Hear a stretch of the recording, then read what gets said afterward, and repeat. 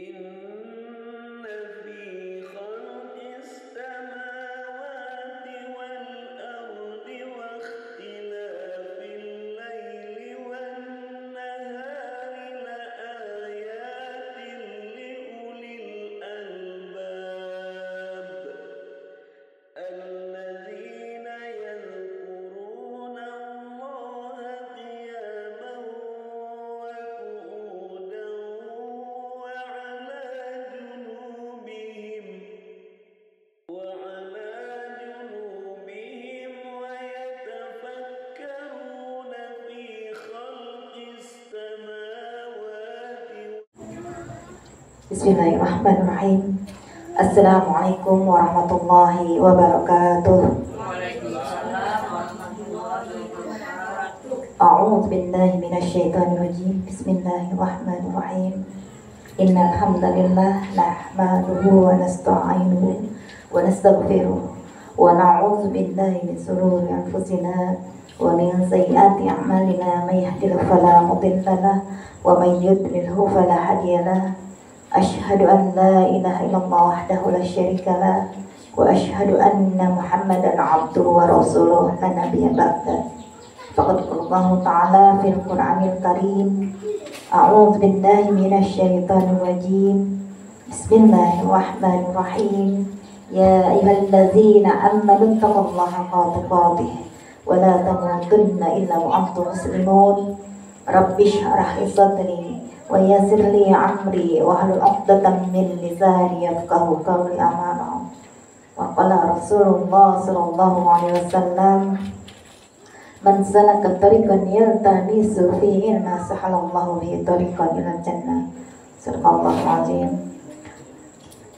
Pertama yang kami hormati yaitu Pak Ustadz kita, Ustadz Pandu, dan juga para bapak-bapak yang ada di sini dan para ummahat yang sudah hadir. Mudah-mudahan kita semua dalam naungan ridha Allah Subhanahu wa taala.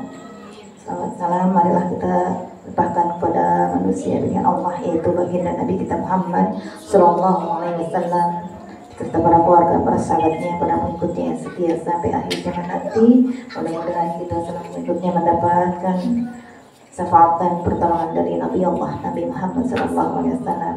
Sebelum belajar dimulai, mari sama-sama kita baca surat Al-Fatihah. Mudah-mudahan dengan surat Al-Fatihah kita semua dalam lindungan Allah Subhanahu wa taala disukseskan acara kita pada hari ini sampai selesai. Bismillahirrahmanirrahim. Ala hadhihi wa qul niyatin salihah wa ila hadratin Nabi Al-Fatihah. A'udzu billahi minasy syaithanir rajim. Bismillahirrahmanirrahim. Alhamdulillahi rabbil alamin. Ar-Rahmanir Rahim. Maliki yaumiddin. Iyyaka na'budu wa iyyaka nasta'in. Ihdinas siratal mustaqim. Siratal ladzina an'amta 'alaihim ghairil maghdubi 'alaihim waladdallin. Amin. Rabbighfir lana wa liwalidayna. Baiklah, kita langsung saja ke acara inti, yaitu berian pelajaran atau tausiah yang akan disampaikan oleh Karomah wa Muhtaram, yaitu Bapak Ustadz Pandu. Kepadanya kami persilahkan dengan segala hormat.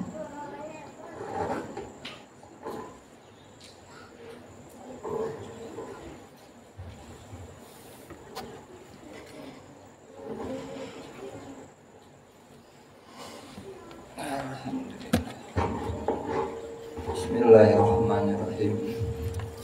Allahumma qsim lana min khasyatika ma tahulu bihi bainana wa baina masyiatik wa min ta'atika ma tuballighuna biha jannatak wa min al-yaqini ma tuhawwinu bihi alaina masa'ibad dunya. Allahumma mati'na bi asma'ina wa absarina wa quwwatina ma ahyaitana waj'alhul warisa minna waj'al sa'rana 'ala man zalamana wansurna 'ala man adana wa la taj'al musibatana fi dinina ولا تجعل الدنيا أكبر همنا ولا مبلغ علمنا ولا تسلط علينا من لا يرحمنا آمين يا رب العالمين. Assalamualaikum warahmatullahi ta'ala wabarakatuh. Alhamdulillahi rabbil alamin wal aqibatu lil muttaqin wala udwana illa 'ala zalimin. Asyhadu an la ilaha illallah wahdahu la syarikalah wa asyhadu anna Muhammadan abduhu wa rasuluh allazi la nabiyya wa la rasula ba'da. Allahumma fashalli wa sallim wa barik wa an'im ala hadzal nabiyil karim habibina wa syafi'ina wa qurrati ayunina wa maulana Muhammad wa ala alihi wa ashabihi wa man da'a bi da'watihi wa sanna bi sunnatihi ila yaumi liqa'i rabbih wa ba'd. Faqad qala Allah ta'ala fil Qur'anil Karim ba'da a'udzu billahi minasyaitonir rajim. A'udzu bi kalimatillahi tammah min kulli syaitani wa hammah wa min kulli 'ainin lamah. A'udzu billahi wa qudratihi min syarri ma ajidu wa uhadhiru. Bismillahirrahmanirrahim. La yadurru ma'asmihi syai'un fil ardi wa la fis sama'i wa huwas samiul alim. A'udzu billahi minasyaitonir rajim. Bismillahirrahmanirrahim. Ya ayyuhalladzina amanu taqullaha haqqa tuqatih wa la tamutunna illa wa antum muslimun. Wa qala aidan fi ayatin ukhra qul bi fadlillahi wa bi rahmatihi fabidzalika falyafrahu huwa khairum mimma yajma'un. Wa qala nabiyuna sallallahu alaihi wasallam fi sunnatihi ittaqillah haitsumma kunta wa adbi sayyi'atal hasanata tamhuha wa khaliqin nas bi khuluqin hasanin. Sadaqallahul azim wa sadaqa rasuluhun nabiyul karim wa nahnu ala dzalika minasyakirin wa syahidin walhamdulillahi rabbil alamin. Para ketua dan ketua DKM Masjid At-Taqwa yang saya hormati, saya muliakan beserta para jajaran pengurusnya serta majelis taklim ibu-ibu ini ya. Ibu-ibu apa mbak-mbak? Kayaknya 50-50 ibu-ibu dan mbak-mbaknya. Majelis taklim apa Bu namanya? Belum ada nama. Belum motong tumpeng apa gitu? Boleh nama itu. Oh iya. Soalnya saya dapat infonya itu apa? Rumah apa? Oh, rumah Sakinah. Itu komoditasnya. Majelis taklimnya belum ke Disduk Capil. Gak apa-apa, kita sebut aja rumah Sakinah. Bagus juga itu namanya. Alhamdulillah pada siang hari ini kita bersyukur kehadirat Allah Subhanahu wa taala yang masih senantiasa mencurahkan rahmatnya kepada kita semuanya. Masih punya iman, kita diberikan iman, Islam, sehat, kemudian taufik untuk beramal. Siang hari ini ya, waktu-waktu orang enaknya istirahat ya Bu ya. Tidur ya. Udah makan siang apalagi kan? Oh, ini masjidnya asik. Tambah sayup-sayup ini mata. Kita bersyukur pada Allah atas nikmat-nikmat yang diberikan itu. Tapi belajar juga syukur itu jangan hanya cuman sebatas di lisan. Karena syukur itu harus berbuah sampai bisa menjadi, nikmatnya itu harus bisa berubah menjadi barokah. Itu syukur yang benar begitu. Apa itu barokah? Kata para ulama, barokah itu adalah ziyadatul khair, bertambahnya kebaikan. Ziyadatul ta'ah wal khair, bertambahnya ketaatan dan kebaikan. Jadi kalau kita bersyukur atas apa nikmat-nikmat yang Allah berikan itu, berarti harus berbanding lurus dengan nambahnya ketaatan kita, nambahnya kebaikan pada kita. Nikmat misalnya dikasih kesehatan. Ya kalau cuma dipakai untuk hidup saja, berarti belum bisa dikatakan bersyukur yang benar. Tapi bagaimana kesehatan itu justru bisa menambahkan ketaatan kita di sisi Allah Subhanahu wa taala. Salah satunya dengan cara kita ngaji. Ini berarti kita mensyukurinya benar. Nikmat berubah menjadi barokah. Kalau nikmat udah bisa berubah menjadi barokah itu luar biasa, Masya Allah. Dan kita harus mawas diri, ibu-ibu hadirin sekalian, dari kelalaian diri kita yang kadang-kadang kurang pandai merasakan hadirnya nikmat. Kurang pandai merasakan hadirnya nikmat. Hadirnya nikmat aja kurang pandai kita rasakan, bagaimana bisa kita gunakan untuk nambah ketaatan. Dan itulah yang dikatakan oleh para ahli hikmah, orang-orang bijak itu mengatakan bahwa nikmat itu belum bisa kita benar-benar rasakan nilainya, betapa bernilainya, betapa berharganya sampai nikmat itu hilang. Ya, saya ulangi ya. Nikmat itu kebanyakan orang itu tidak pandai merasakan nilainya sampai nikmat itu hilang. Kita nggak akan pernah betul-betul merasakan betapa bernilainya, berharganya nikmat air ketika mesin jet pump kita masih bagus, nyemburnya masih kenceng, kulkas kita masih nyala, diisi airnya sama kita, sama anak-anak kita. Kita merasakannya biasa-biasa aja. Coba nih terik panas begini, haus, habis olahraga, pulang ke rumah, lihat meja, lihat kulkas, buka kulkas, tahu-tahu nggak ada air. Baru kan merasakan nikmatnya air. Tahu kita betapa berharganya, bernilainya suatu air. Nikmat listrik, Masya Allah, ini ada lampunya, ada kipas, ada AC, kita rasakan biasa aja. Tapi coba kalau baterai HP itu tinggal 15%, terus mati lampu, powerbank gak ada isinya, kira-kira belanggapan gak, Bu? Panik gitu. Kita kan orang-orang sekarang hampir semuanya waktu kita dihabiskan untuk melihat handphone.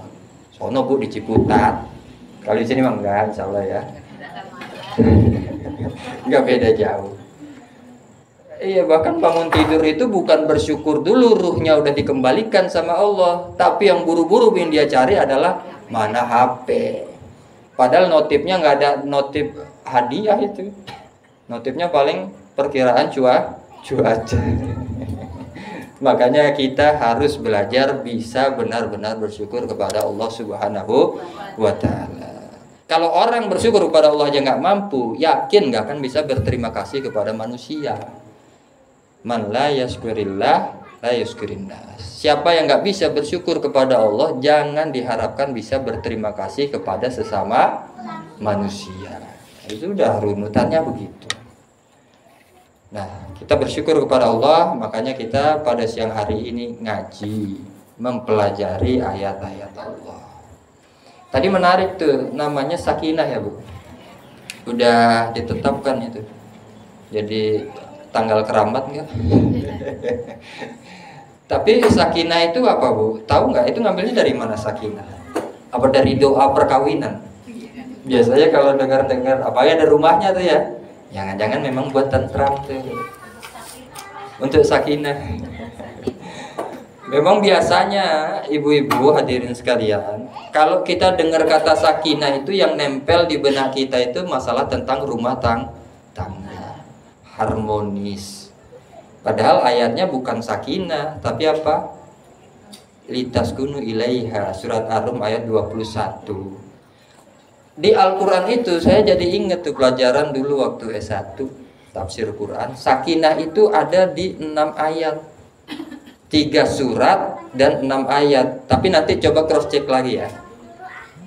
Di Al-Baqarah ada 1 ayat, di surat At-Taubah ada 2 ayat, dan di surat Al-Fat ada 3 ayat. Dan hampir 85% kalau tidak salah 4 ayat itu sakinahnya itu berkaitan dengan kondisi jihad fisabilillah. Jadi kalau dikaitin sama rumah tangga kurang matching. Padahal itu ayatnya tentang jihad fisabilillah. Tapi bolehlah kalau kita pakai wa min ayatihi an khalaqalakum min anfusikum azwaja litaskunu ilaiha. Jadi ketenangan itu ketika kita diberikan pasangan hidup, nggak apa-apa. Tapi kalau ibu mau tahu, kata sakinah itu adanya di 6 ayat dalam Al-Quran, yang mayoritas ayatnya itu berbicara soal jihad fisabilillah, sakinah. Nah, sehingga para ulama itu sebetulnya mendefinisikan kata sakinah itu betul, tentram, betul. Apalagi Bu, sakinah. Ini kan muslimah, umahat yang sakinah. Berarti yang tentram, tenang, menghanyutkan. Diam-diam menghanyutkan. Psikopat dong ya. Diam-diam bunuh orang. Makna sakinah itu sebetulnya artinya sakinah itu lawan dari ajalah, Bu. Sakinah itu lawan dari ketergesa-gesaan, terburu-buru. Jadi tenang, sakinah itu tenang, lawannya adalah tergesa-gesa, terburu-buru. Karena memang efeknya begitu. Semua hal yang berangkat dari hal yang diburu-burukan, yang disegera-segerakan, efeknya baik apa enggak baik, Bu? Enggak baik. Enggak baik. Kita ada orang punya orang tua. Kejadian ini, Bu, di Masjid Darussalam, tahu nggak, Kedaung, dekat rumah saya. Adik abang bacok-bacokan gara-gara warisan. Tapi ini yang dibunuh saudaranya. Kalau zaman dulu yang dibunuh adalah orang tuanya. Orang tuanya sakarat, pengen cepet dapat warisan, akhirnya dibunuh. Tergesa-gesa, efeknya buruk. Kecuali 5 hal. Tahu nggak kira-kira apa 5 hal yang kata Nabi SAW harus disegerakan, harus dipercepat, harus diburu-burukan? Tahu? Asbun aja. Ngurus jenazah 1. Sholat nggak mesti buru-buru. Saya belajar Muqaranatul Mazahib fil Arba'ah itu kurang lebih 9 tahun. Gak ada yang namanya kita wajib bersegera sholat misalnya. Itu hanya masalah utama dan tidak utama sebetulnya. Sholat itu dilaksanakan wajibnya di saat waktunya. Boleh nggak sholat zuhur jam 1:30? Boleh, masih waktunya. Tapi kalau di tepat waktu itu dapat pahala afdol, keutamaan. Jadi berarti mesti disegerakan nggak? Nggak juga. Bahkan Nabi kan di riwayat sering mengakhirkan sholat Isya. Nah, jadi tahu tuh ya. Tapi apa nih kata Nabi yang 5 hal yang harus disegerakan? Tadi menyegerakan pengurusan jenazah, sholatin. Kecuali kalau jenazahnya ini ketua, pemimpin negara, belum terpilih misalnya pemimpin berikutnya, boleh ditunda tuh. Saking pentingnya urusan kepemimpinan di dalam Islam. Nah, itu boleh. 4 lagi apa, Bu? Bayar hutang. Benar itu benar. Nah, itu benar, termasuk yang kelima. Pertama adalah tadi ngurus jenazah, kedua bayar hutang. Bayar hutang itu bisa datengin duit lagi loh, Bu.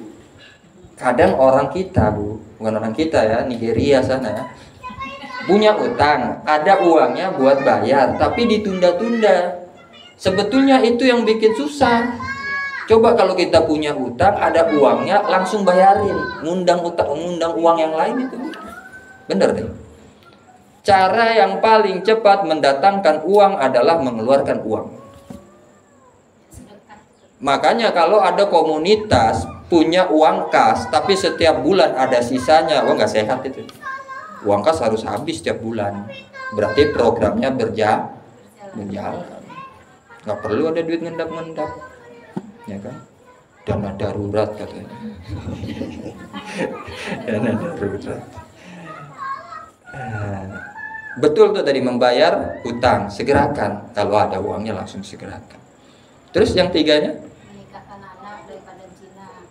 Menikahkan, kalau di teks hadis itu anak perempuan. Anak perempuan yang berawan, yang udah siap nikah, segerakan. 3. 2 lagi. Minta maaf. Betul. Apalagi yang lebih spesifik ya?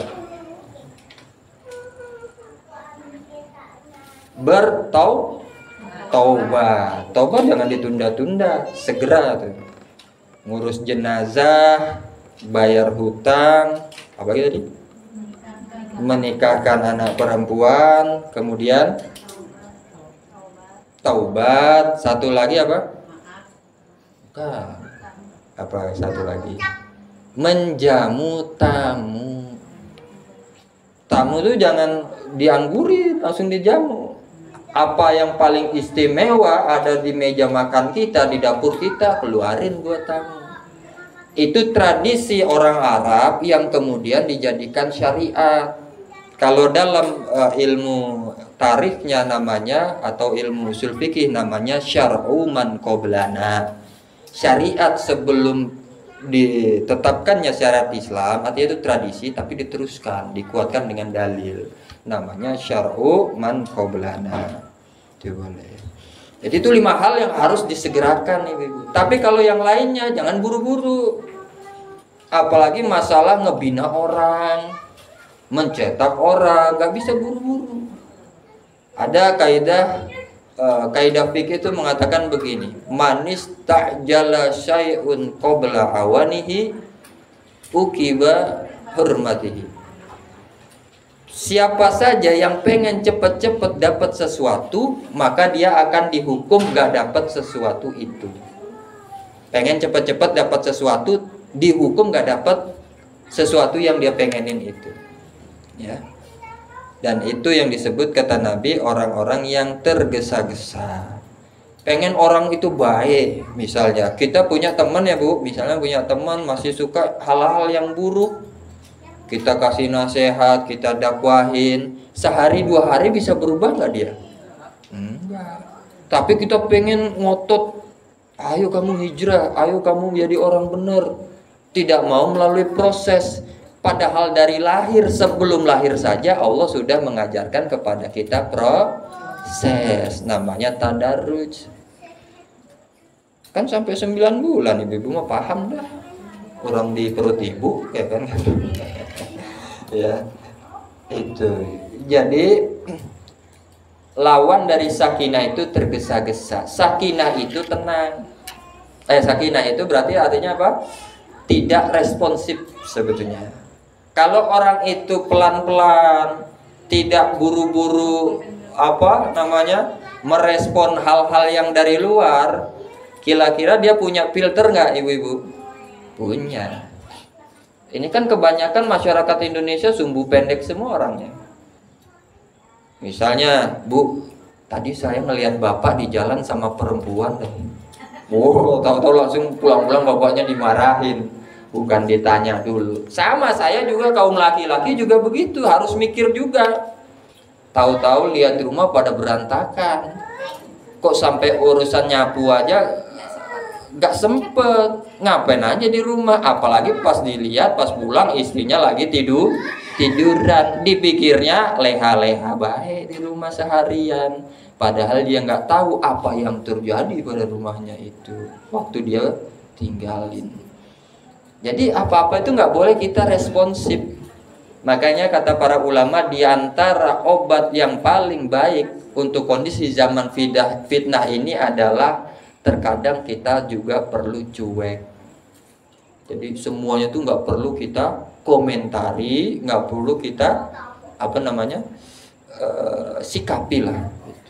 Nah, bagi yang bukan urusan kita, jangan sampai kita ikut-ikutan. Ayatnya ada tahu kan? Apa ayatnya? Jangan ikut-ikutan Jangan ikut-ikutan yang nggak punya ilmu. Ayatnya apal nggak? Nggak apal. Wala takuma laisa laka bihi ilmun, seterusnya. Al-Isra ayat 36. Kemudian jangan ikuti orang banyak. Kata orang banyak kilawakol, kebanyakan orang. Ayatnya apa tuh? Surat 6. Surat 6 surat apa? Al-An'am 116. Ibu pinter. Apa ayatnya gimana? Wa in tuti aktsara man fil ardi yudilluka an sabilillah iyattabi'una illa zan wa in hum illa yakhrusun. Kalau kamu mengikuti kebanyakan orang, justru orang itu akan apa? Yudilluka an sabilillah, akan menyesatkan kamu dari jalan Allah. Jadi nggak boleh ikut-ikutan. Semua harus ada dasarnya, semua harus ada apa namanya, perintahnya. Ini mau ngaji apa kita, Bu? Biasanya ngaji apa? Ngaji tematik ya, Bu ya? Tematik, tema-temaan. Jadi dipilih gitu ya, kalau nanti Februari temanya Valentine gitu. Nggak apa-apa, memang agama itu adalah sesuatu yang sering diulang-ulang. Fazakir fa inna dzikra tanfa'ul mukminin. Kasih peringatan, ingatin lagi itu. Kenapa? Peringatan itu bermanfaat buat orang beriman. Kan sifat dasar kita apa, Bu? Manusia itu apa? Makanul khoto wal nisyan. Manusia itu tempatnya salah dan tempatnya lupa. Jadi wajar. Saya kasih dasar pondasi dulu gitu. Maaf saya berdiri ya. Kita ngaji ini kan belajar Islam ya, Bu. Islam. Ini sin Mesir, Bu. Sin males nulis. Islam itu ibu mau belajar di mana aja, ustadznya dari mana aja, lulusan pondok pesantren kek, lulusan universitas mana kek, Al-Azhar kah, Madinah kah, Mekah kah, Yaman kah, UIN kah, pondok pesantren juga yang mau afiliasinya nyambungnya ke Muhammadiyah kah, ke NU, ke Persis dan segala macam, itu isi Islam itu cuman ada berapa? Isi Islam itu kalau yang pojok tahu tuh, setiap ahad ngaji sama saya. Coba jawab, siapa kakaknya ini Rosyid? Lupa saya namanya. Apa Mbak? Kira-kira Mbak? Saya sering tuh. Islam isinya ada 5. Bukan, ada 3. Mau belajar di mana-mana isi Islam tuh cuma 3, Bu. Yang pertama apa? Oh, pinter kan? Udah tahu duluan. Akidah. Kemudian yang kedua syariah. Yang ketiga ada akhlak.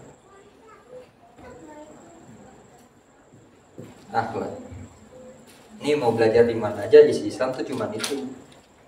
Ada akidah, ada syariah, ada akhlak. Coba saya mau tes.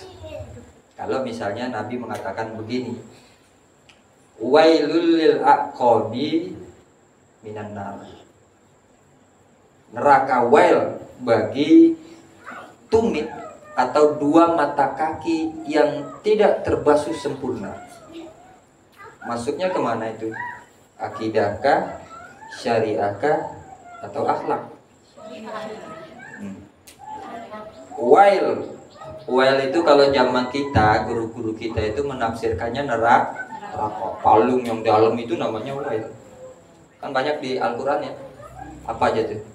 Wailul likulli humazatin lumazah. Kemudian apa lagi? Wailul lil mutaffifin. Nah, ini ada kata Nabi, wail, neraka wail buat orang-orang yang mata kakinya tidak terbasuh, tidak tersiram sempurna air wudhu. Berarti masuknya mana? Neraka nih, neraka. Udah ada belum neraka? Neraka udah ada belum, Bu? Udah. Kalau kata Bu Mega belum ketahui. Masuknya adalah akidah. Masuknya adalah akidah.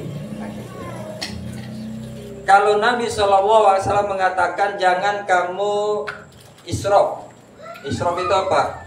Berlebih-lebihan menggunakan air walaupun ta'ala walaupun ta'ala nahri, walaupun kamu berada di pinggir sungai. Kata Nabi, jangan kamu boros-boros menggunakan air sekalipun kamu berada di sungai yang airnya banyak, deras, mengalir. Masuknya kemana? Nah, akhlak. Terus kalau ada hadis yang mengatakan la wudu'a liman la yuskarismullah. Tidak ada wudu bagi orang yang tidak membaca bismillah. Sunnah wudu tuh, Bu. Berarti masuknya kemana? Syariah. Pinter Ibu ya. Kalau ikhwannya sampai saya contohin berkali-kali. Maksudnya syariah. Makanya istilah lain syariah itu adalah fikih. Itu ya Bu ya. Jadi isi Islam itu cuma 3. Mau belajarnya sama Ustadz Indonesia, Ustadz Arab, Ustadz mana Maroko, sama 3 aja. Pertama akidah, kedua syariah atau fikih, yang ketiga adalah akhlak. Saya sangat menganjurkan sekali kalau ibu-ibu, kalau bapak-bapak kan ngajinya udah banyak tuh menjurus. Kalau akidah ada kitab akidahnya, kemudian kalau akhlaknya ada juga, syariahnya juga ada. Nah, ibu-ibu kalau bisa bikinnya begini, jadinya ngaji itu mateng, nggak kentang. Kentang apa kentang? Kena tanggung. Jadi nggak pernah maksimal kita ngaji nih. Kenapa? Ngajinya tema-temaan. Saya termasuk yang agak kurang setuju kalau ngaji tema-temaan. Lebih baik bab akidah, Ustadz, keyakinan. Berarti ngajinya kitab-kitab tentang kitab akidah. Mau pakainya apa? Kitab Tauhid, boleh. Fathul Majid, boleh. Mau kitabnya apa? Aqidatul Awam, boleh juga. Tergantung siapa yang ajar. Boleh aja. Syariah juga begitu, fikih. Mau kitabnya apa? Sulaiman Rosyid, fikih ibadah biasa, boleh. Mau pakai apa? Umdatul Ahkam, boleh juga. Kan gitu. Mau pakai apa lagi? Matan Abi Syuja, boleh juga. Akhlak, kitabnya mau pakai apa? Adabul Mufrad, boleh. Mau pakai apa lagi kitabnya? Misalnya kitab akhlak apa Bu? Sahih Jami, boleh juga. Ibnu Rajab ya, boleh juga. Jadi 3-3-nya dapet gitu. Ini ngajinya sebulan sekali ya, Ibu? Sebulan 2 kali, cakep.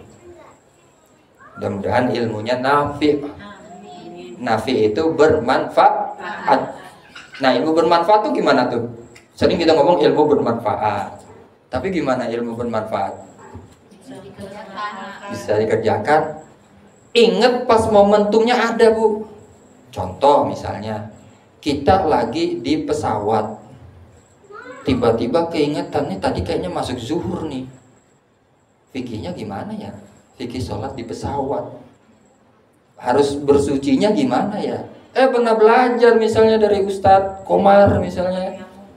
Nah, tayamumnya gimana? Apa kita bawa dari bandara itu pasir sekantong? Gak usah ya, tepuk-tepukin aja kursi atau jendela atau apa gitu kan. Artinya apa yang kita pelajari, satu waktu ada momennya, ingat itu. Allah ingatkan kan ya. Bukan kita yang pintar, bukan, Allah ingatkan. Maka itu kategorinya ilmu yang bermanfaat. Nah tuh, kita ngukur tuh, banyak gak ya kira-kira? Kalau kita kan kebanyakan lalinya ya Bu. Kebanyakan lupanya. Nah ini Bu ya, isi Islam itu 3, akidah, syariah atau fikih. Yang ketiga adalah akhlak. Dan saya juga sangat menganjurkan kalau ibu-ibu mau belajar ini, kalau misalnya tadi nggak bisa Pak Ustadz, kitab akidah runut habis, bete itu mah, memang iya. Ngaji itu bete kan, karena panjang perjalanannya, nggak ujuk-ujuk langsung bisa. Ngaji fikih juga begini, ngaji ini pakai ini aja nih Bu. Ini adalah kitab hadis Arba'in An-Nawawiyah. Kitab hadis Arba'in ini sudah terkumpul 3 hal ini. Jadi hal-hal yang kaitannya akidah ada di sini, hal-hal yang kaitannya fikih ada di sini, hal-hal yang kaitannya akhlak juga ada di sini. Contoh misalnya ada hadis yang mengatakan janganlah kamu marah walakal jannah. Masuknya mana? Nah nih coba ada hadis di sini jangan kamu marah maka bagimu surga. Masuknya mana? Akhlak, pinter. Ada hadis yang mengatakan di antara tanda akhir zaman itu adalah orang-orang yang nyeker kemudian membangun bangunan-bangunan yang tinggi. Masuknya akidah. Kemudian misalnya ada hadis yang mengatakan la yahillu damu mri'in muslimin illa bi ihda salasin. Tidak halal darah seorang yang beriman kecuali 3 hal. Apa pertama?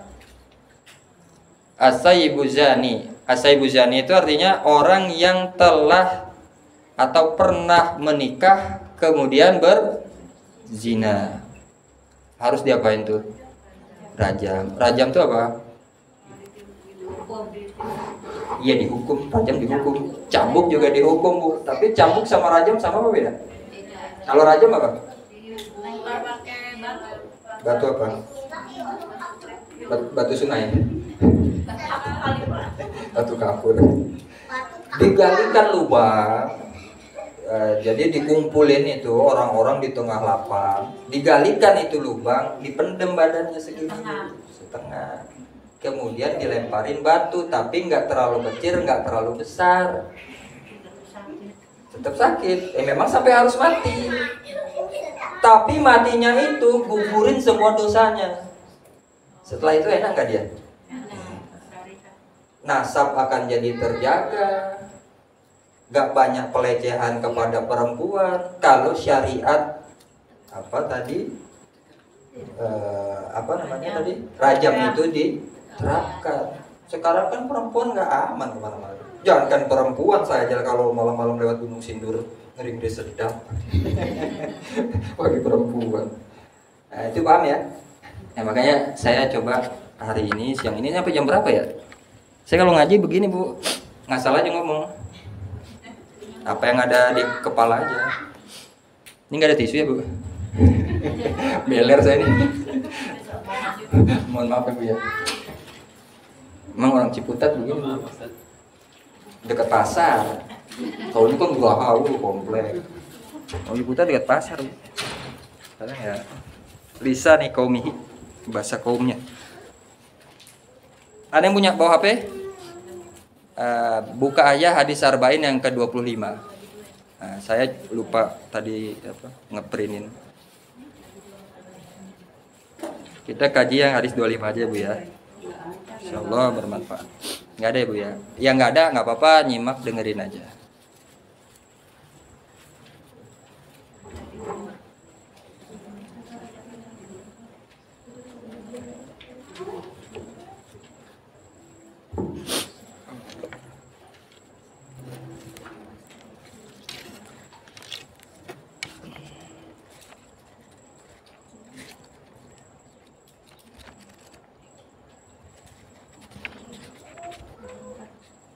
Ketemu?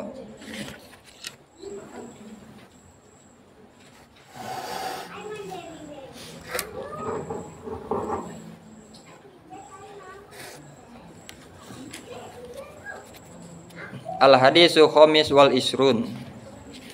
Hadis yang ke-25. Ini saya pakai kitab syarah namanya. Ada matan, ada syarah. Kalau matan itu cuman isi dari yang nulis. Kalau syarah dia jelasin lagi. Ini syarah Imam Ibnu Daqiq Al-Id. An Abi Dzar radhiyallahu taala anhu aidon. Sahabatnya namanya adalah Abu Dzar. Pernah dengar? Pernah ya? Abu Dzar aidon juga. Kenapa juga? Karena hadis yang ke-24 yang meriwayatkan juga Abu Dzar. Makanya ada aidon. Apa kata Abu Dzar ini? Anna nasan min ashabi Rasulillah sallallahu alaihi wasallam qalu lin nabiyyi sallallahu alaihi wasallam. Ada sekumpulan orang-orang dari sahabat Nabi datang kepada Nabi. Ini sebagian orang ya, sebagian orang datang kepada Nabi, bertemu Nabi, ngadep Nabi. Kemudian mereka apa? Qalu lin Nabi sallallahu alaihi wasallam, berkata, ngomong sama Nabi. Yang mana sahabat ini kata Ibnu Abbas adalah kaum muhajirin. Sahabat Nabi kan ada dua ya Bu. Ada kaum muhajirin, ada kaum ansor. Muhajirin itu berarti yang hijrah dari Mekah ke Madinah. Kaum ansor yang menyambut, menolong sahabat-sahabat dari muhajirin. Kalau kriteria sahabat apa kira-kira?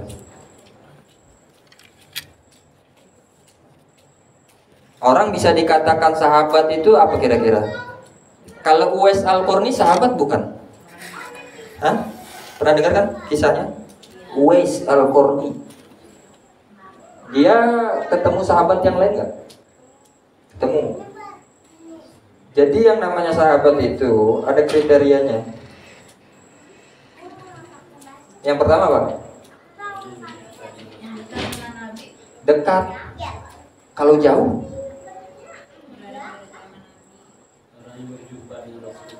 Nah, yang pertama adalah dia beriman. Sahabat buat laki-laki, sohabah. Kalau perempuan, sohabiyah. Dia beriman. Kemudian yang kedua, pernah bertemu Rasulullah. Yang ketiga, wafat dalam keadaan beriman. Ini sahabat. Wafatnya juga harus dalam keadaan beriman. Kalau cuma ketemu Rasul tapi nggak beriman, bisa disebut sahabat nggak? Nggak bisa. Dia beriman, wafat dalam keadaan beriman, nggak ketemu Nabi, ketemunya Sayyidina Abu Bakar, Sayyidina Umar dan seterusnya, bisa disebut sahabat Nabi nggak? Hah? Nggak pernah ketemu Nabi. Itu kan syarat. Semuanya harus ada. Satu nggak ada, nggak disebut sahabat. Berarti apa? Tapi bukan Bu. Namanya itu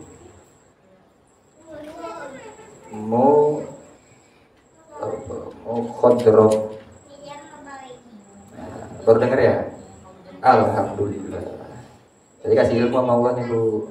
Alhamdulillahillazi hadana li hadza wa ma kunna linahtadiya laula an hadana Allah. Mukhadram. Uwais Al-Qarni itu mukhadram.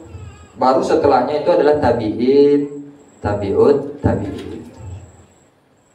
Jadi orang-orang yang dia beriman, wafat dalam keadaan beriman, ketemu sahabat yang lain tapi gak ketemu dengan Nabi, masanya masih dekat, disebutnya mukhadram. Itu kriteria sahabat. Nah, ini muhajirin yang datang sama Nabi. Apa sih yang dia katakan kepada baginda Rasulullah SAW?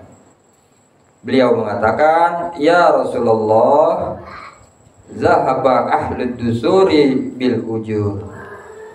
Ya Rasulullah, orang-orang ahlu dusur, dusur itu adalah kekayaan.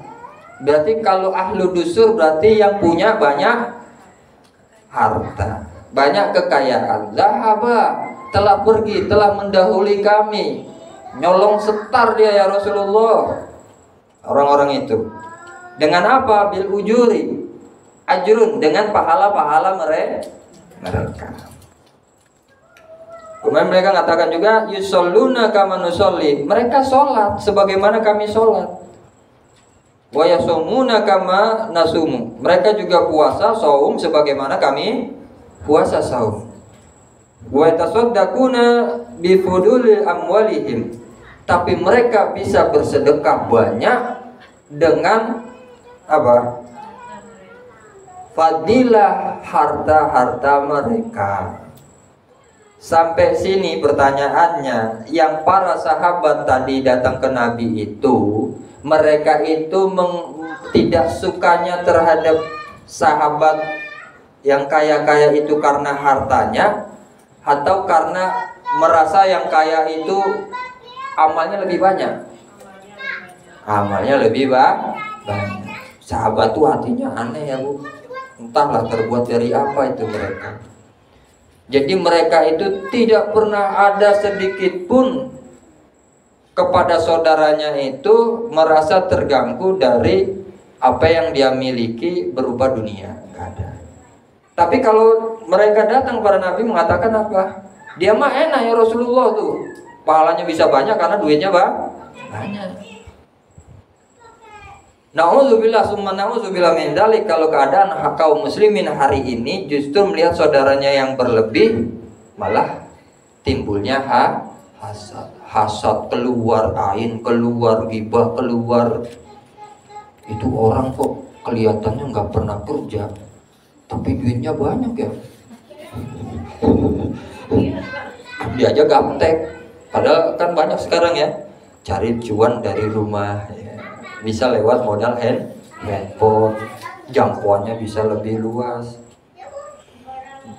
Hasad, ain, nah, ini kadang bahaya juga Bu. Kita nggak salah apa-apa, namanya orang yang iri itu, yang hasad itu, kan kita baik disuzonin, ya kan? Kita jahat apalagi bisa melemparkan ain tuh ke kita. Makanya kemana-mana tadi yang saya baca di awal muqaddimah, baca tuh ta'awuz. A'udzu bikalimatillahit tammah min kulli, gimana? A'udzu bikalimatillahit tammah min syarri ma khalaq. Ada lagi a'udzu bikalimatillahit tammah min kulli syaitani wa hama wa min kulli ainil lama. Kalau ibu sakit, kebetulan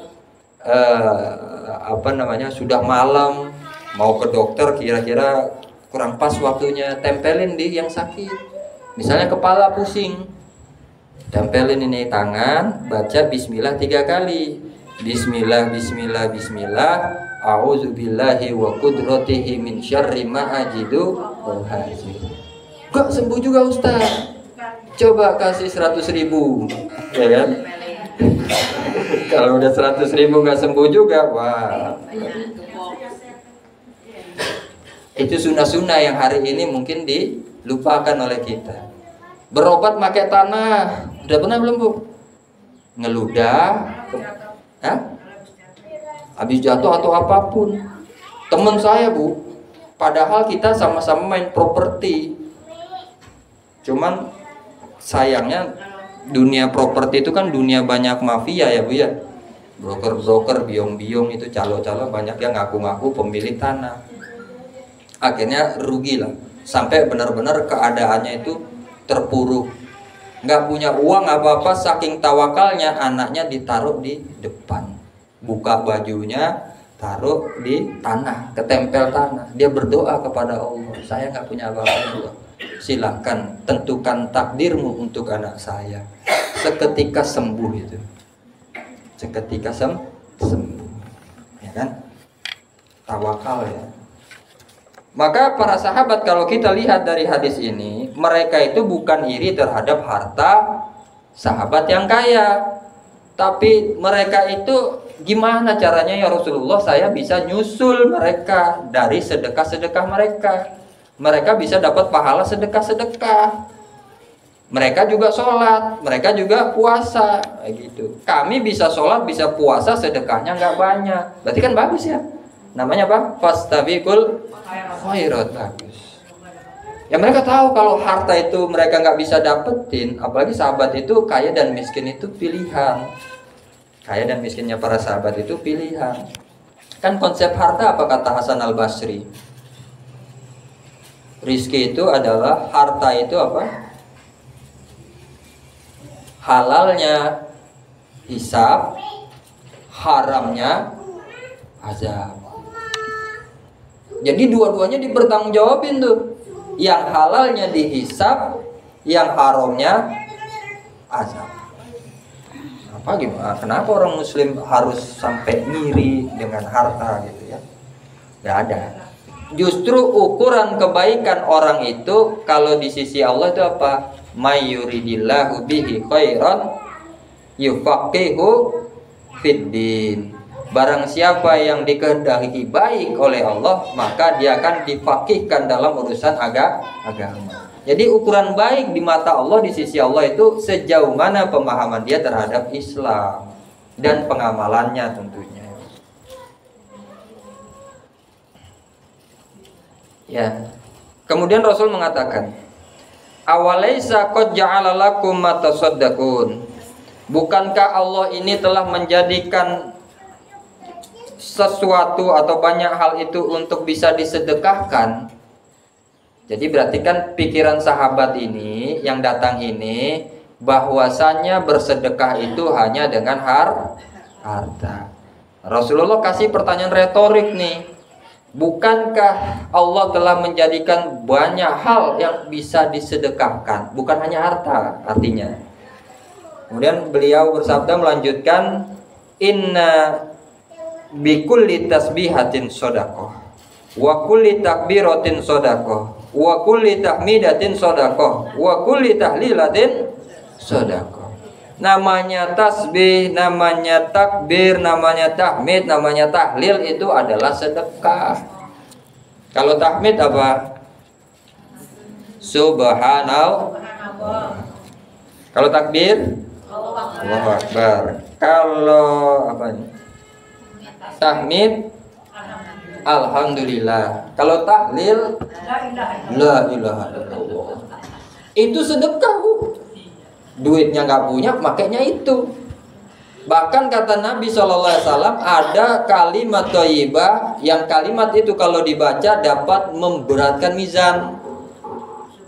Subhanallah wa bihamdihi subhanallahil azim.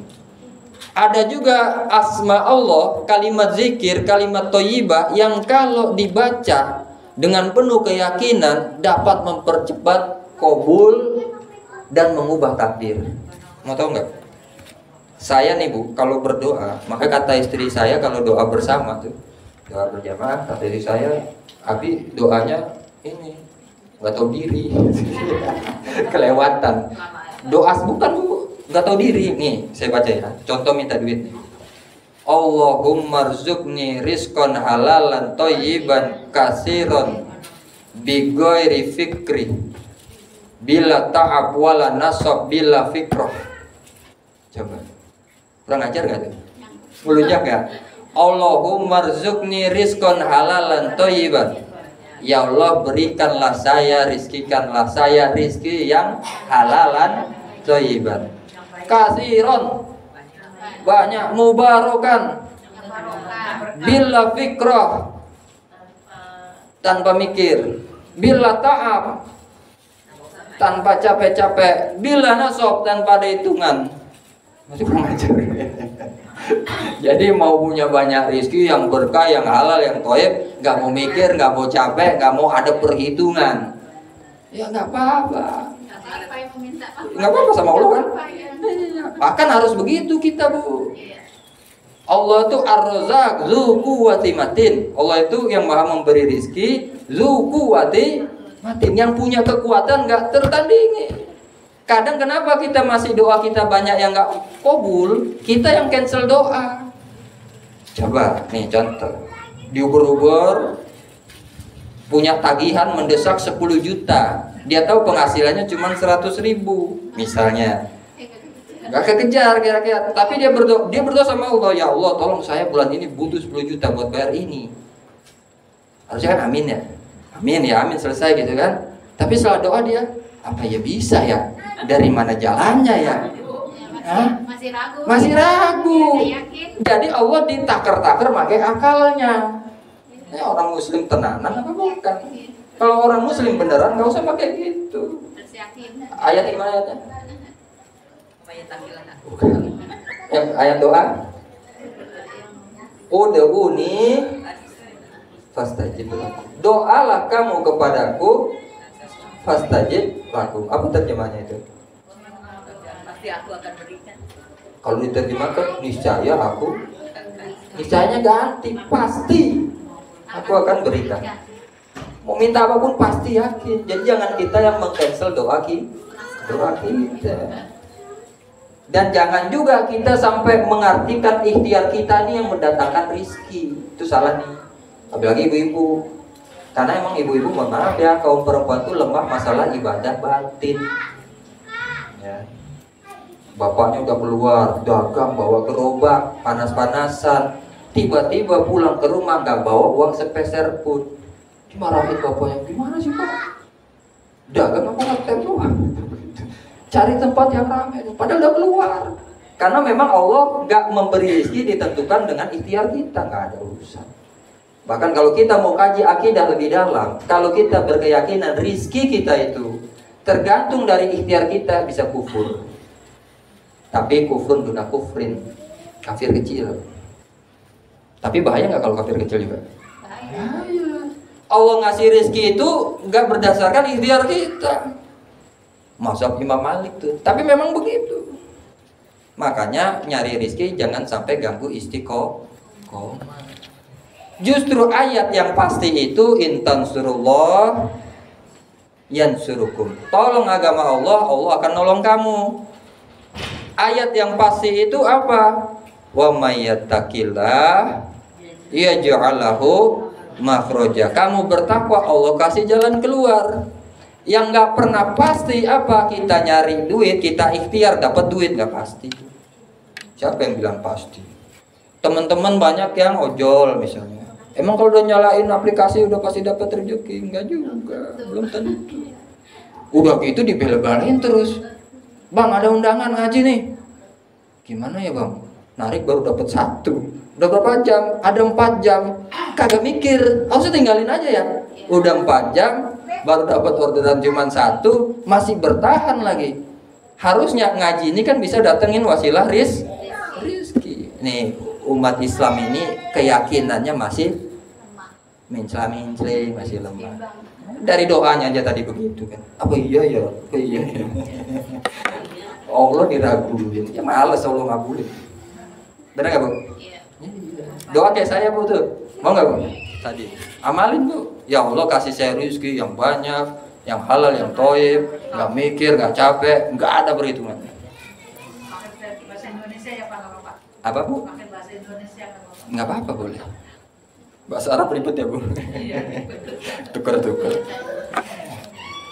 Sampai mana tadi? Masih kalimat thayyibah ya, kalimat zikir ya. Nah, kemudian tadi itu ya, ada kalimat yang kalau dibaca berulang kali, sering, dengan keyakinan dia akan mempercepat hajat kita terkabul dan juga bisa mengubah takdir. Ada yang tahu? Kalau tahu saya pulang. Tapi udah pinter. Mengubah takdir Bu. Dahsyat kan? Pernah dengar nggak kisah Nabi Musa bertemu dengan wanita yang mandul? Belum ya, saya kasih tahu nih. Jadi ada seorang perempuan, udah lama dia menikah, tapi belum dikaruniai anak keturunan. Makasih Pak. Syukron kasih. Dia datang ke Nabi Musa alaihissalatu wassalam, ya Nabi Allah, tolong mintakan ke Allah, saya pengen banget punya zuriyah, pengen banget punya keturunan, saya pengen dapat doanya nanti begini gini. Doanya baik nggak tuh? Permintaannya, hajatnya baik ya. Maka Nabi Musa nggak segan-segan untuk mau angkat tangan oleh Nabi Musa. Pengen berdoa, turun. Di sebagian riwayat turun malaikat Jibril, di sebagian riwayat Allah langsung jawab langsung. Ya Musa nggak bisa. Memang ujian bagi dirinya nggak bisa punya anak. Suka-suka Allah yang punya kehidupan kan, nggak bisa. Akhirnya Nabi Musa pura-pura, udah saya doain. Pulanglah ini wanita. Selang beberapa waktu, karena dirasa mungkin kok kayaknya nggak ada gejala-gejala positif nih. Mungkin udah cek itu penggarisan. Apa yang garis-garis 1, 2 tuh? Iya, kok nggak garis 2 ya kalau positif ya? Enggak, karena udah jamu telur bebek terus ini. Telur bebek terus kok nggak ada tanda-tanda nih. Datang lagi ke Nabi Musa. Nabi Musa udah tahu, memang tadi kan udah informasin kan bahwa perempuan ini mandul. Tapi yang namanya Nabi tidak ingin membuat sakit ya. Pura-pura lagi. Tapi niat berdoa, niat benar. Barangkali kali ini bisa nih. Turun lagi malaikat. Sebagian riwayat Allah langsung jawab, nggak bisa Musa. Balik lagi tuh perempuan. Sampai ketiga kali datang lagi, akhirnya Nabi Musa terus terang. Ya sudahlah saudariku, hidup ini tidak selalu berjalan dengan sesuai kemauan kita. Kita harus belajar menerima takdir. Dan di balik kesabaran itu ada pahala yang besar. Paham maksudnya? Berarti memang nggak bisa punya. Pulanglah si wanita ini dengan keadaan sedih, pasti sedih. Beberapa waktu kemudian Nabi Musa ngelihat, si Latifah tuh misalnya, wanita yang kemarin tuh, yang doa sama saya, lagi gendong bayi, nimbang-nimbang bayi. Nah, nimbang-nimbang bayi. Terus Nabi Musa penasaran, nyamperin kan, daripada suzon, nyamperin. Wahai fulana, ingat nggak waktu itu kamu minta doa aku dikaruniai anak gitu kan? Ya Nabi Musa, ini anak siapa kata Nabi Musa? Anak saya katanya. Oh kaget Nabi Musa. Loh katanya tadi sudah ditetapkan, ditakdirkan nggak punya anak, kok bisa? Jangan-jangan wali tersembunyi ini wanitanya, wali majedub ya kan? Jangan-jangan wali yang nyamar misalnya gitu. Ditanya sama Nabi Musa, apa gerangan yang kau lakukan? Amalan apa yang bisa kau lakukan, yang rutin kau lakukan sehingga kau bisa dikaruniai anak ini, anak kandung, bukan anak angkat, anak kandung. Kemudian dia mengatakan, saya sangat yakin bahwa Allah itu Ar-Rahman Ar-Rahim. Maka saya sering berzikir, wirid, ya Allah, ya Arhamar Rahimina, irhamna. Ya Arhamar Rahimina, irhamna. Paham, ya Allah kasih rahmatmu punya anak. Paham maksudnya, ngomong gitu paham, ngarahnya ke anak. Ya Arhamar Rahimina irhamna. Turun itu keterangan dari langit, benar Musa. Inna rahmati sabaqat kudrati.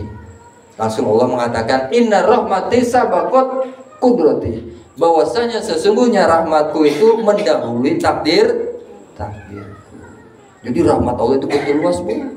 Walaupun sudah ditetapkan bisa dihapus oleh Allah, karena saking dahsyatnya, luasnya, istimewanya, besarnya rahmat dari Allah Subhanahu wa taala. Inna rahmati sabaqat godobi. Sesungguhnya rahmatku itu juga mendahului murkaku. Makanya orang Islam paling sering kan ngomong rahmat kan ketemu sama saudaranya, Assalamualaikum warahmatullahi. Doain saudaranya yang meninggal, Allahumma firlahu warhamhu. Doa lagi waktu sholat, Rabbi firli warhamni. Rahmat, minta rahmat, karena rahmat itu sangat luar biasa. Jadi itu Bu ya, kalau punya hajat, kalau punya keinginan, Biar dilirik sama Allah itu, Bu. Ini yang doa bukan kita doang, Bu, masalahnya. Yang punya hajat bukan kita doang. Bagaimana caranya supaya Allah melirik kita? Bagaimana caranya supaya Allah ridho kepada kita? Bikin dong perhatian. Sampai kira-kira, ada yang bangun tengah malam nih, nangis-nangis, ngomong lagi, ya arhamar rahimina irhamna. Coba malaikat minta apa? Coba lihat, dengerin, minta apa dia? Saya kabulkan saat itu juga. Berarti kan orang yang bangun tengah malam di saat mayoritas orang tidur, narik perhatian Allah nggak? Narik. Itu yang bangun tengah malam, main gaple.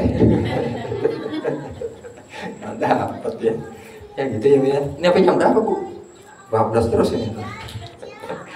Asar. Jangan lah, Bu. Saya mau ke Senayan nih, Bu. Lari sore ya. Ya itu tadi ya. Silakan diamalkan. Sampai mana tadi? Jadi kalimat-kalimat thayyibah itu adalah sedekah. Wa amri bi ma'rufin sedekah wa nahyi 'anil munkar sedekah. Kita memerintahkan, mengajak kepada yang kebaikan itu sedekah, mencegah, melarang dari yang buruk, yang jahat juga sedekah. Kemudian di sini katakan, Nabi melanjutkan, wa fi mu'di ahadikum sedekah. Maaf beribu maaf, saya harus katakan wa fi mu'di ahadikum sedekah, dan pada hubungan badan suami istri juga bernilai sedekah. Sedekah itu maknanya kebaikan. Sedekah itu kebaikan yang bisa mendatangkan pahala. Ya. Jadi sedekah itu adalah menyampaikan kebaikan dan kemanfaatan bagi orang lain.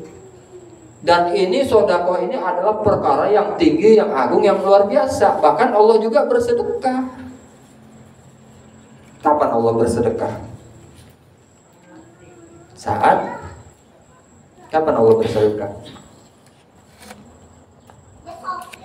Pernah dengar hadis ini? Man ata firasyihi, siapa yang berangkat ke ranjangnya, tempat tidurnya, kemudian mengatakan apa? Wa huwa yanwa, apa bahasanya? Wa huwa yanwa an yakuma yusolli minal lail, dan dia berniat untuk sholat di malam hari.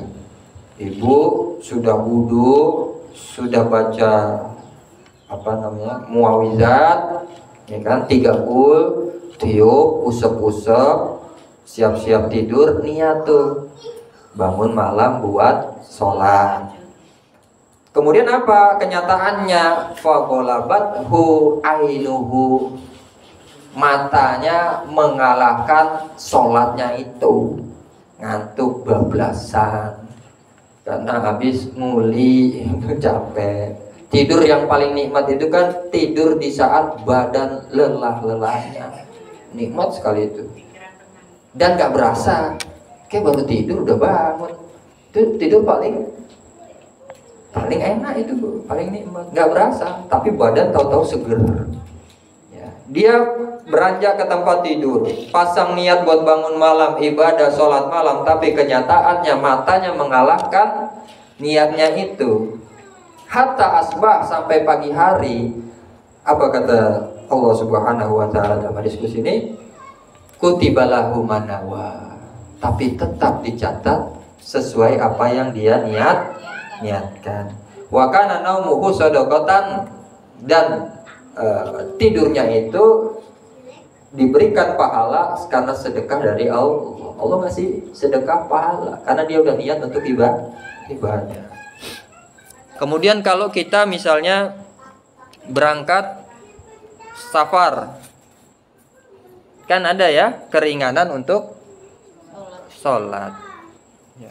Oh, saya kuat Pak Ustadz, saya kuat kok, misalnya zuhur, asar,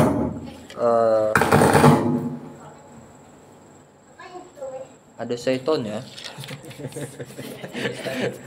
Oh, bisa Pak, baterainya ya. Sabotase kayaknya nih. Oh, sujonan ya. Gimana makanya Pak Haji? Enak ya?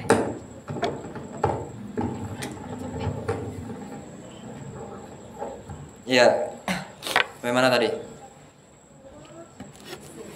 Kita safar, kemudian Allah memberikan sedekah keringanan.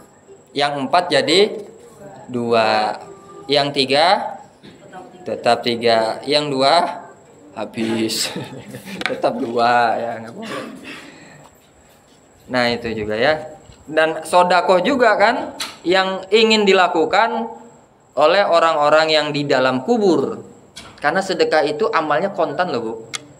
Dunianya dapat, akhirat juga dapat. Makanya tadi saya katakan, kalau kita pengen uang datang, keluarkan uang. Cara paling cepat datengin uang dengan jumlah banyak adalah keluarin uang. Ya di jalan kebaikan maksudnya. Itu paling cepat tuh. Yakin. Makanya orang-orang apa namanya? Engkoh-engkoh, cici-cici itu paling seneng dia datang ke yayasan-yayasan yatim gitu. Yayasan yatim, yayasan sosial seperti itu. Dia punya keinginan, dia kasih uang, dia kasih sedekah, kasih donasi, dia usap-usap kepala anak yatim atau dia minta doanya, atau nggak minta itu aja dia kasih nih Pak, saya ada uang 5 juta, ini buat kepentingan yayasan, buat kepentingan ini. Itu langsung permintaannya dikabulkan sama Allah. Ini 2 tanda. 1 tanda Allah tidak menyia-nyiakan kebaikan siapapun, termasuk orang-orang yang tidak beriman. Dan yang kedua, sedekah itu ganjarannya di dunia itu juga disegerakan. Makanya istilah dia mah bukan apa namanya fadilah, bukan keutamaan, tapi istilah kalau mereka apa? Hoki. Oh ya hoki nih habis ke yayasan nih, cair 5 miliar kan kayak gitu. Donasinya cuma 5 juta, cairnya 5 miliar. Orang Islam donasi 50 juta nggak cair-cair. Ternyata Allah nyiapin yang jauh lebih baik di akhirat. Jangan suzon. Tenang aja. Kita ini hidup kalau selaras dengan Allah dan Rasulnya nggak usah perlu khawatir Bu. Mau kayak gimana keadaannya nggak perlu kita khawatir. Nggak mungkin Allah akan menelantarkan hambanya. Nggak mungkin. Ya. Cuman kadang kita memang harus sedikit mundur ke belakang. Barangkali hidup kita susah jadi seperti ini karena memang konsep bahagia kita yang ketinggian. Ya, parameter bahagia kita yang ketinggian, harus gini. Sekolah anaknya harus sekolah alam, sekolah anaknya harus sekolah Islam yang mahal-mahal harganya. Padahal bisanya cuman baca doa tidur, doa makan, doa keluar WC. Ya. Kenapa kita sebagai orang tua tidak memikirkan saya bisa, saya mampu untuk mendidik anak saya? Padahal hari ini banyak kebutuhan, dalam artian mungkin uang itu bisa dipakai untuk kebutuhan orang banyak dibandingkan kebutuhan pribadi keluarganya. Umroh sampai berkali-kali, tetangganya pada melarat itu. Apa yang dia dapetin dari Ka'bah itu ya kan? Ya nggak apa-apa Ustaz ibadah. Ya nggak apa-apa, memang secara hukum nggak apa-apa. Tapi hukum ini terkadang tidak bisa diterapkan karena adab. Saya kasih contoh. Ibu ngambil uang anak ibu, halal apa haram? Nah, ibu bapak nih ngambil uang anak ibu tanpa sepengetahuan, halal apa haram? Halal. Tapi ya apa iya mau dilakuin? Bukan tega. Anaknya belum kedidik sama agama. Kalau kedidik sama agama, ibunya sampai ngambil duit anaknya nangis-nangis. Karena abah nggak nauin orang tua. Ya. Tapi kalau secara hukum boleh. Tapi di situ ada adab. Ngomong dulu sama anak. Nah, ibu butuh kayak gini. Dikit amat Bu, yang banyak kan dikit. Wah, anak hebat begitu. Anak kurang ajar, ini utang ya Bu, balikin ya Bu, kurang ajar gitu. Ludahin mukanya. Ludahin mukanya tuh Bu. Gua gedein lu ngutang-ngutang sana sini, sekarang lu baru duit segitu doang ya. Nauzubillah semua, nauzubillah min dzalik. Pohon ibu punya pohon nih rumah nih. Pohon ibu di sini mangga lah katakan ya. Apa namanya? Dahannya, batangnya keluar batas rumah ibu tuh. Wih, mangganya banyak. Diambil orang. Kadang kita teriakin, "Woi, maling, maling, maling." Padahal dia ngerti fikih kali itu. Karena hukumnya memang boleh. Kalau sudah lewat daripada batas rumah kita boleh. Tapi apa iya mau kita lakuin itu? Kan kalau cuman minta 1, 2 kan bisa ngomong. Bu, saya juga banyak itu, saya blimbing segala macam. Datang orang. Yang paling banyak itu apa namanya? Bidara sama yang buat orang tua apa sih Bu? Daun yang itu tuh. Dan kelor. Nah, dan kelor sering tuh orang minta tuh buat obat kan kayak gitu. Ya ambil. Kalau kita sih mau dia ngomong nggak ngomong kita udah halalin gitu. Artinya hukum terkadang boleh, tapi ya kan ada adab di situ yang harus juga difikirkan. Ibu ya. Kemudian di sini tadi ya bahwasanya hubungan badan di antara kalian bernilai sedekah kalau sama pasangan yang halal. Tapi sahabat juga heran, sahabat juga kaget. Kata mereka apa? Qalu, mereka berkata, "Ya Rasulullah, ayati ahaduna syahwatahu wa yakunu lahu fiha ajrun?"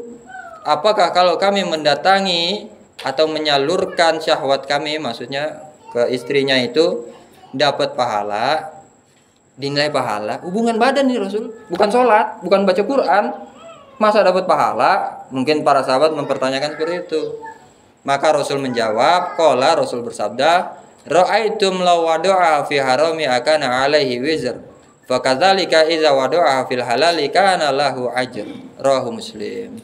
Sekarang saya balik tanya, kata Rasulullah, kalau misalnya kamu salurkan syahwat kamu itu ke perempuan-perempuan di apartemen yang haram-haram itu, dapat dosa nggak? Dosa haram. Berarti sebaliknya, kalau disalurkan ke yang halal maka itu akan bernilai pahala gitu. Rawahu Muslim, riwayat Muslim. Jadi ini hadis ke-25 yang alhamdulillah kita telah bahas walaupun singkat. Jadi maupun keadaan kita saat ini, misalnya ada yang kaya, ada yang miskin, ada yang sederhana, semua itu tidak menutup kemungkinan kita bisa mendapatkan derajat yang tinggi di sisi Allah. Memang orang yang kaya itu nggak diuji sama Allah, diuji juga. Diujinya apa sih Bu? Malah dia nggak bisa zikir, malah dia nggak bisa ini itu. Yang zikir karena konsepnya nggak banyak kerjaan, nggak banyak aktivitas, dia bisa tenang ibadah. Dua-duanya diuji. Tapi sebaiknya mau orang itu kaya, mau orang itu miskin, punyalah prinsip bahwa saya ini cuman dititipi, bukan memiliki. Nah, kata almarhum Zainuddin MZ, jadi orang itu kayak tukang parkir. Mobil datang bagus-bagus dia enggak gimana mobil orang keluar pergi satu-satu juga dia enggak sedih. Itu harus bisa benar-benar kita terapkan. Yang kedua, cara supaya orang itu bisa tenang menyikapi hidup ini dengan segala macam teteh bengeknya adalah jangan pernah menjadi orang yang ingin dinilai spesial dan penting. Itu garis bawah Ibu. Diri kita ini jangan pernah merasa pengen jadi orang yang spesial dan penting. Kalau kita udah punya prinsip kayak gitu, selama tadi nggak ngelabrak aturan Allah, kita nggak ada urusan dengan omongan Ada ustadz sekarang malu misalnya. Ada kisah tuh ustadz malu punya utang banyak, ditagih lagi ke rumah kan gitu. Kamu malunya karena kamu punya utang, apa kamu malu karena kamu seorang ustadz yang punya utang? Ternyata dia malu karena saya ustadz kok punya utang. Padahal yang malu harusnya jamaahnya, murid-murid ustadznya. Ustadznya kok bisa sampai punya utang. Kenapa orang bisa stres begitu, didatengin debt collector, didatengin orang yang nagih utang? Kenapa? Karena dirinya merasa penting dan spesial. Saya ustadz, nggak boleh terlihat ada cacatnya. Ya, padahal utang kan boleh ya. Boleh, masalah dia mampu tidak mampu urusan belakangan. Dan orang yang stres punya utang pasti itu orang baik. Karena kalau orang nggak baik dia nggak mikirin mau balikin. Ibu ya. Barangkali ini saja yang bisa saya sampaikan pada kesempatan kali ini. Mohon maaf apabila ada kesalahan dan kata-kata yang kurang berkenan. Beginilah kalau orang Ciputat ngisi kajian.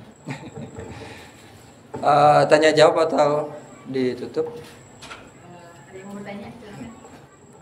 Kayaknya udah mau azan Bu, nggak salah ya? Masih lama aja. Sholat yang belakang ada yang bertanya? Ibu? Ada Pak Haji yang nanti akan jawab. Siapa yang mau nanya? Ya. Silahkan. Ada yang mau nanya? Udah pinter-pinter Pak Haji. Ustaz, tanya Ustaz. Boleh. Nggak usah pakai mic, Pak. Ya, beneran. Assalamualaikum warahmatullahi wabarakatuh. Waalaikumsalam warahmatullahi wabarakatuh.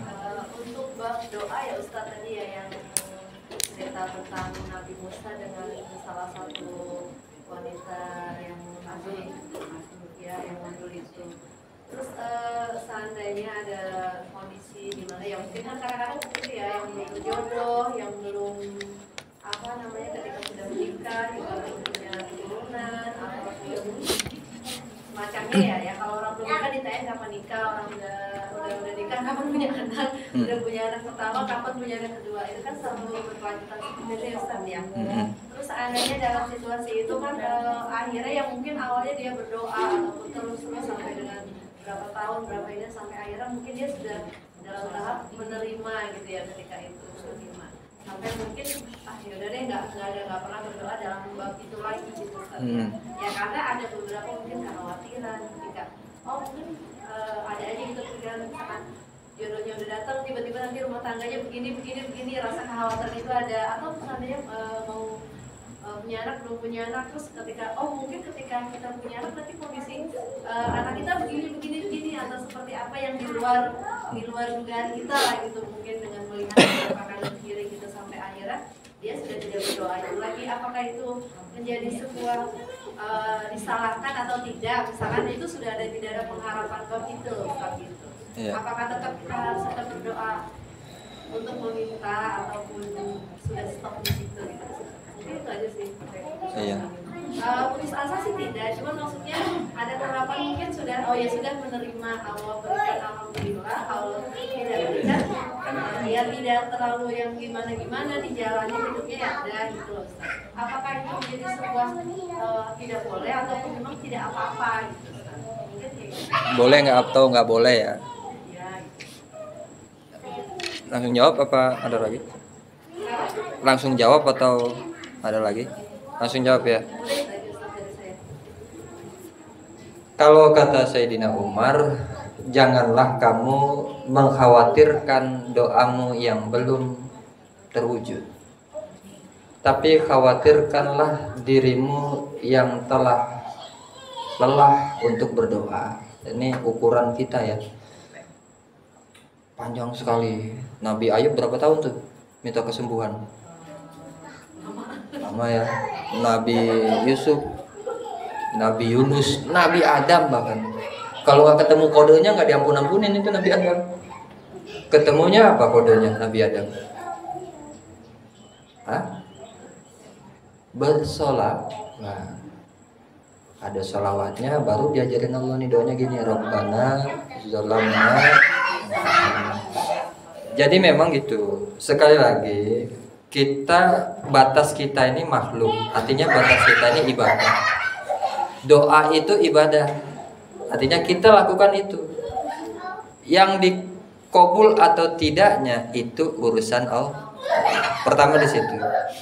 Jadi kalau bagi saya, jangan pernah kita berhenti terhadap apa yang ingin kita dapatkan. Walaupun mungkin dalam tasawuf tingkat tinggi, orang kalau sudah semakin kenal Allah itu malah nggak berdoa. Tapi itu beda inilah. Nanti berat. Nggak nyampe, takut ini terjadi. Kemudian masalah boleh atau tidak boleh, bagi saya lanjutkan doanya. Misalkan doanya berbelok ke arah yang lain, maksudnya itu sudah tidak tahapan doa itu, tapi kita punya doa-doa yang lain gitu. Doa lain tambahannya aja, tambahannya nggak apa-apa. Tapi kenapa misalnya tadinya nggak punya anak, tahu-tahu kepikiran nanti punya anak jadi gini kan? Tadi kan pertanyaan gitu kan ya? Nah, itu kan berarti sudah sudah ditakuti terhadap sesuatu yang belum terjadi. Itu bahaya juga tuh. Belum terjadi ditakuti kan gitu. Makanya tetap kalau ajaran Nabi Muhammad SAW itu selalu optimisme. Kata Nabi apa? Kalau besok adalah hari kiamat, kata Nabi, tapi di tanganmu ini ada bibit kurma, tanam. Coba bayangin. Besok udah kiamat, Bu. Tapi di tanganmu ada bibit kurma. Kata Nabi apa tak? Tanam. Kayaknya sia-sia karena nggak bakal tumbuh juga. Kalau kurma ya nggak bakal tumbuh. Artinya apa? Nabi ngasih mental tuh. Hidupnya hari ini. Jangan mikirin nanti. Ya. Kamu ngambil alih kekuatan Allah itu mah. Hari ini aja lakukan. Ukuran kita ini, lawan kita ini adalah diri kita di hari kemarin. Gak usah ngelihat orang. Ngukur diri kita itu sama diri kita sendiri, tapi di hari kemarin. Nah, kalau kata saya tadi tetap dilanjutkan tadi dengan hadis-hadis, ayat-ayat yang mengisyaratkan bahwa orang beriman itu harus optimis. Adapun kalau nanti permintaannya berbeda lagi, tambahin aja. Orang Nabi Allah pun semakin banyak diminta, semakin senang kan? Sahabat-sahabat garam habis minta Allah, bajunya bolong doa sama Allah, sendalnya putus doa sama Allah. Ngomong lu, ya Allah sendal putus nih Allah kan? Nyeker men. Mereknya nyeker men ya kan? Atau semoga awet itu. Ya itu barangkali jawabannya mbaknya.